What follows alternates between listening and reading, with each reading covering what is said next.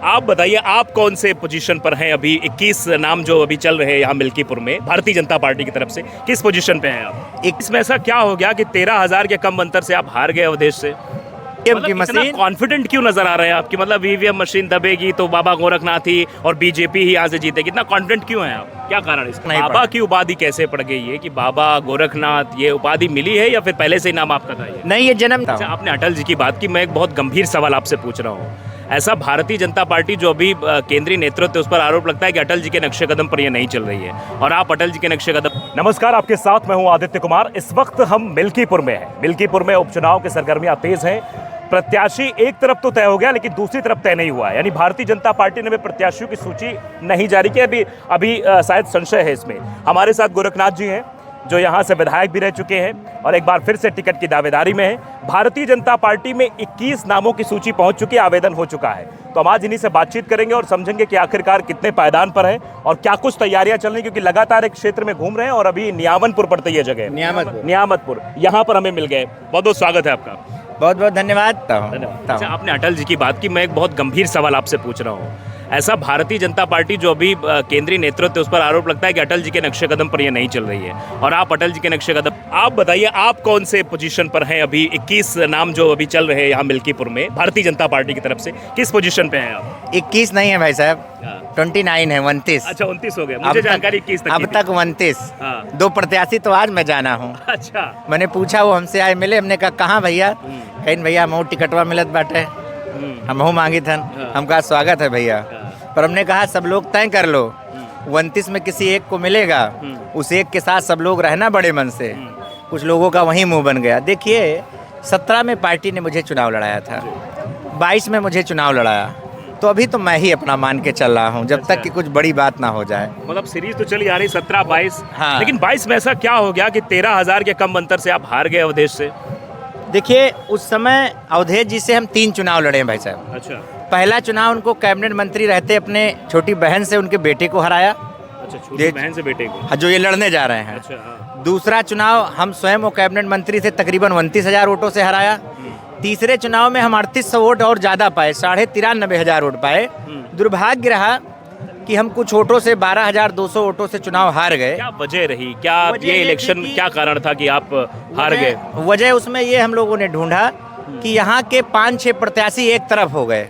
अच्छा। यहाँ बसपा भी उधर ही चली गई, बसपा के बागी लोग चले गए। लेकिन बसपा के बारे में कहा था कि भाजपा की बी टीम है, वो तो भाजपा की मदद करती है। 22 में स्थिति यहाँ नहीं थी, इस सीट पे नहीं थी। जो व्यक्ति यहाँ चुनाव लड़ा था बसपा से, जिसको टिकट मिला था, दुनिया जानती है। क्या नाम था उसका जो तांत्रिक है? सूरज बाकायदा उनके साथ रहा, अभी भी समाजवादी में है। टिकट मांग रहे थे, टिकट उनके बेटे को मिला, उसको लेकर उनके समर्थकों ने हमको जिताने की कसम खाई उनके घर के सामने मंत्री जी के। सूरज को उन्होंने मिला लिया, नीलम कोरी को उन्होंने मिला लिया, यहाँ तक कि बसपा से हमारे बीच में नहीं रह गए, स्वर्गीय हो गए आदरणीय कक्कू पासी जी, उनको भी उन्होंने मिला लिया। अच्छा, अपने साथ कर लिया। हाँ, ऐसे शिवप्रदान मिल गए, भोला भारती मिल गए, तमाम सारे लोग एक हो गए, बाबा अकेला हो गया। इतना करने के बाद भी मेरे वोटों में कोई फर्क नहीं पड़ा। बाबा की उपाधि कैसे पड़ गई है कि बाबा गोरखनाथ, ये उपाधि मिली है या फिर पहले से ही नाम आपका था ये? नहीं, ये जन्मजात है। जन्मजात है। हाँ, हमारे यहाँ बेटा नहीं हो रहा था। हमारे परिवार में 2 बहनें थी हमसे बड़ी। हमारे पिताजी गोरखपुर में पोस्ट थे, बंदरोगा रेंजर के पोस्ट पे पोस्ट थे, और बड़े महाराज अवैधनाथ महाराज जी से उनके बड़े अच्छे रिश्ते थे।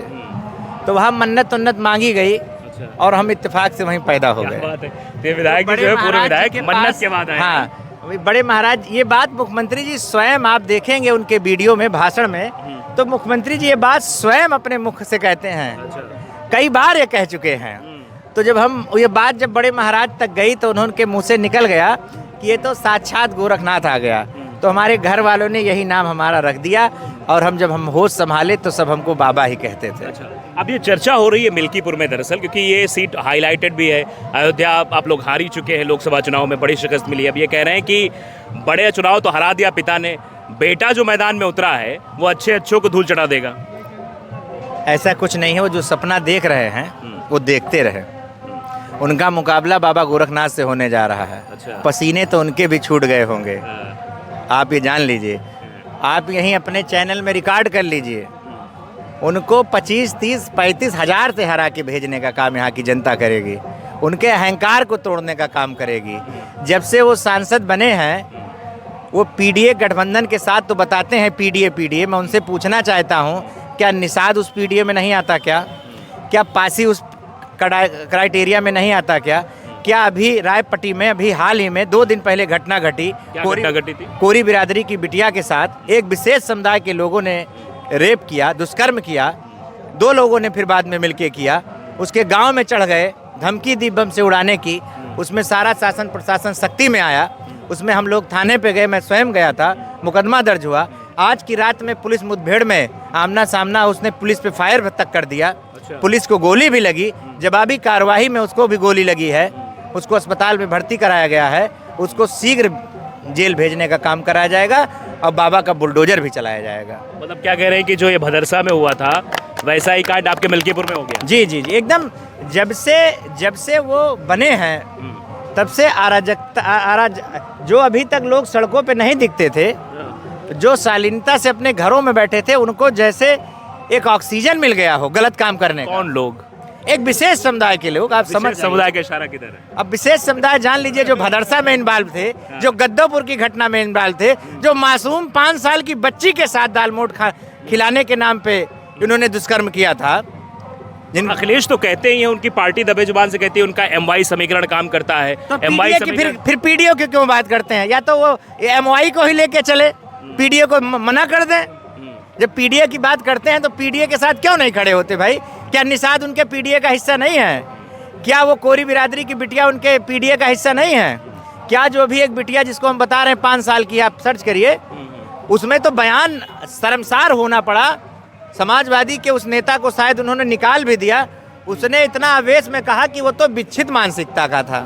अरे ससुर, विच्छित मानसिकता रहे हो तो वही दलित समाज की बिटिया तुमको मिली थी। अगर आपका दिमाग नहीं काम कर रहा था, ये सब बहुत निंदनीय है और इन सब का बदला लिया जाएगा। कैसे लेंगे बदला इनका? देखिए, अब ना तलवार के नोक पे लड़ाइयाँ नहीं होती है। अब मतदाता तांत्रिक व्यवस्था में इस अंगूठे से बटन दबा के करती है। ईवीएम की मशीन फैसला करती है। ईवीएम की मशीन। कॉन्फिडेंट क्यों नजर आ रहे हैं आपकी? मतलब ईवीएम मशीन दबेगी तो बाबा गोरखनाथ ही और बीजेपी ही यहाँ से जीतेगी। कितना कॉन्फिडेंट क्यों है आप? क्या कारण इसका? देखिए, हार हो जाती है जब मान लिया जाता है और जीत तब होती है जब ठान लिया जाता है। ठान लिया है लोगों ने, एकदम जीत ठान लिया है भाई। हार की बात ही नहीं करेंगे, मतलब ये सपने में नहीं आएंगे। मुस्कुराहट बता रही है कि एक बार फिर, जैसे आपका एक वीडियो बहुत वायरल हुआ था जब आप चुनाव हार गए थे, उस आवाज के सामने खड़े होकर आप बड़ा भावुक पोस्ट किया था फेसबुक पे आपने, उसकी चर्चा खूब हुई थी। तो क्या वो समय लौट आया है? हाँ, वो समय लौटा है। मतलब ईश्वर ने लौटाया है। कामना जो है, जो की गई थी, बहुत जल्दी ही पूरी हो रही है। हाँ, ईश्वर मेरे साथ है, ये मैं कह सकता हूँ। देखिए, हम लोगों के आदर्श अटल जी है। अटल जी कहा करते थे, क्या हार में, क्या जीत में, किंचित नहीं भयभीत में, कर्तव्य पथ पर जो मिला या भी सही वह भी सही, कुछ भी हो रार नहीं ठानूंगा, हार नहीं मानूंगा, काल के कपाल पर लिखता और मिटाता हूँ, गीत नया गाता हूँ, गीत नया गाता हूँ। आपने अटल जी की बात की, मैं एक बहुत गंभीर सवाल आपसे पूछ रहा हूँ। ऐसा भारतीय जनता पार्टी जो अभी केंद्रीय नेतृत्व है, उस पर आरोप लगता है कि अटल जी के नक्शे कदम पर ये नहीं चल रही है और आप अटल जी के नक्शे कदम पर चल रहे हैं। नहीं, जो भी कह रहा गलत बात है। जितनी योजनाएं थे, चतुर्भुजी योजना, पूरे देश को एक पैरामीटर, एक सड़क योजना थी, वो किसकी थी मान्यवर? अटल जी की। उसी पर मोदी जी सबसे बड़ा काम कर रहे हैं। जो ये अंत्योदय है, अटल जी की देन थी, उस पर सबसे बड़ा काम मोदी जी की सरकार कर रहे हैं। अंत्योदय, अंतिम पायदान पे खड़े व्यक्ति के चेहरे पे कैसे मुस्कान आए, उसकी मुस्कुराहट कैसे बनी रहे, इसकी योजना रचना हमारे भाजपा के बड़े नेता कर रहे हैं। तो सब कुछ तो अटल के जी के और पंडित दीनदयाल जी के और श्यामा प्रसाद मुखर्जी के ही तो पग चिन्हों पे हम लोग चल रहे हैं सरकार। मतलब मिल्कीपुर जीत रहे हैं? एकदम जीत रहे हैं और बड़ी खुशखबरी मिल्कीपुर वालों के लिए। आपकी कितना मार्जिन रहेगा? पिछली बार 28,000 था, फिर आप हारे 13,000 वोटों से। अब जीत का अंतर कितना होने वाला है? हमको लगता है 30,000 प्लस जाएगा। 30,000 प्लस? अब जितना बढ़ाए देश में, तो 50,000 कह रही है। 30,000 हमारा मन करता है कि 30,000 प्लस जाएगा। मतलब वो एक बार फिर से उसी आवाज में आप दिखाई देंगे जहां आवाज से आप विनम्रता के साथ बाहर आए। हाँ, मैंने बहुखंडी को अलविदा कहा और मैंने एक लाइन लिखी थी, वो लाइन खूब वायरल हुई कि मेरा पानी उतरता देख, किनारे घर मत बना लेना। वाह। मैं समंदर हूँ, दोबारा लौट कर आऊँगा जरूर। ये लौट कर आऊंगा जरूर। ये तो आप देख सकते हैं बाबा गोरखनाथ हैं जिन्होंने उस वक्त पंक्ति लिखी थी और कहते नहीं कि एक समय आपकी जिह्वा पर सरस्वती विराजमान हो जाती हैं। ये उम्मीद शायद किसी को नहीं, शायद आपको भी नहीं रही होगी कि इतनी जल्दी यहाँ पर इस सीट पर उपचुनाव होगा। ये खुशी के साथ दुर्भाग्य भी है हम लोगों का। हम लोग चुनाव नहीं चाहते थे। इससे हम अयोध्या वासियों का सर भी कहीं न कहीं, ठीक है चुनाव हो गया, हार जीत हो गया, जो फैसला हुआ वो फैसला, कारण आपको पता है? फैसला जो हुआ कोई कारण नहीं, कभी कभी हार हो जाती है, आप उसका बहुत कारण नहीं ढूंढ सकते। वो परिस्थिति जन हो जाती है, आपके कर्मों के द्वारा हो जाती है, ये बहुत बड़ा विषय है। उसका विश्लेषण तरह तरह अलग अलग आंखों से अलग अलग तरीके से लोग करते हैं। अच्छा, कई जगहों पर देखा जब ये पर्यवेक्षक जा रहे थे, मीटिंग्स हो रही थी, हार की समीक्षा बैठक जब की जा रही थी, ये कहा गया कि कार्यकर्ताओं की उपेक्षा की वजह से ये चुनाव भारतीय जनता पार्टी नहीं, ऐसा कुछ नहीं। हमारे पार्टी का कार्यकर्ता जैसे 15 साल 20 साल पहले रहा वैसे अब बा ओका बहुत कुछ चाहिए नहीं। देखो समाजवादी में कार्यकर्ता मोटरसाइकिल से रहा थी तो वह फार्चूनर पर 5 साल पर चढ़ लिए थी, और हमारे यहाँ कार्यकर्ता कहूँ गलती से बोलोरो खरीदे बा तो 5 साल पर मोटरसाइकिल पर आ जाते हैं। दोनों मंतर बा।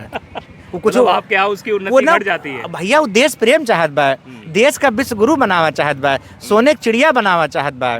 वो अपन भला चाहबे नहीं करत, उस समाज के भला चाहत। अभी हम यहीं आए थे, हमारे बूथ अध्यक्ष हैं पंडित जी, ये खड़े हैं मुस्कुरा रहे हैं। अच्छा। लड़े 15 मिनट हमसे, मुस्कुराए हमारा रोडिया कब देवो, हमारा रोडिया कब देवो, नियामतपुर वाली कब बने रोड। तो ये अपना भला थोड़ी मांग रहे हैं कि ठुन्नल दे दियो हमारे घरे लगो पे। ये तो समाज जनहित की का बात काम, कर रहे हैं, जनहित जनहित की बात कर रहे हैं। और हमने बहुत बड़े मन से इनसे कहा कि भैया आगे के 10 रोड कौनो बने तो नियामतपुर बने, चाहे हमारा कॉलर पकड़ ली हो।